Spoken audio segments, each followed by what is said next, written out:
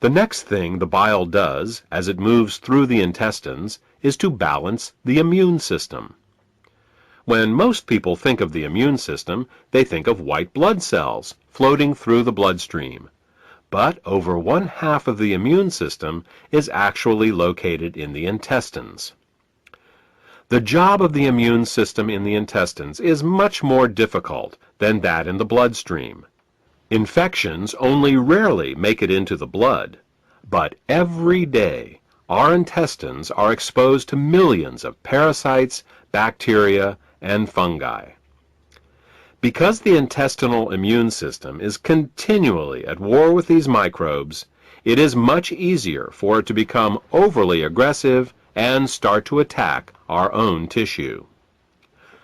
What bile does is to regulate the intestinal immune system, helping to prevent it from becoming overly aggressive and causing autoimmune disorders.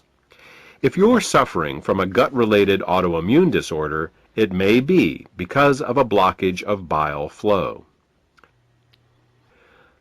The last thing that bile does in the intestines is to kill parasites and candida.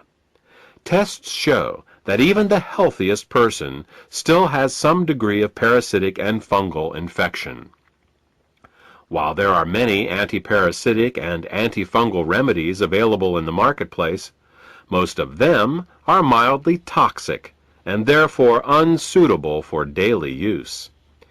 If, however, your bile flow is healthy, then you have a built-in defense against parasites and candida. Well, that about covers what bile does to maintain the health of the intestines, and what happens when bile can't get into the intestines in proper amounts due to the presence of biliary sludge and gallstones. Now, let's turn our attention to what happens when biliary sludge and gallstones cause toxins to back up into the bloodstream.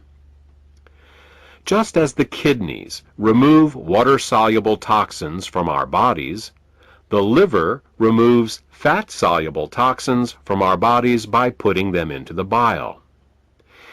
If the bile gets clogged up due to biliary sludge and/or gallstones, then the fat-soluble toxins can't get out, and they start to build up in the body. One of the first signs that bile is backing up is an increase in cholesterol. This happens because the only way cholesterol can leave the body is through the bile. Impaired bile excretion causes cholesterol levels to rise. It's that simple.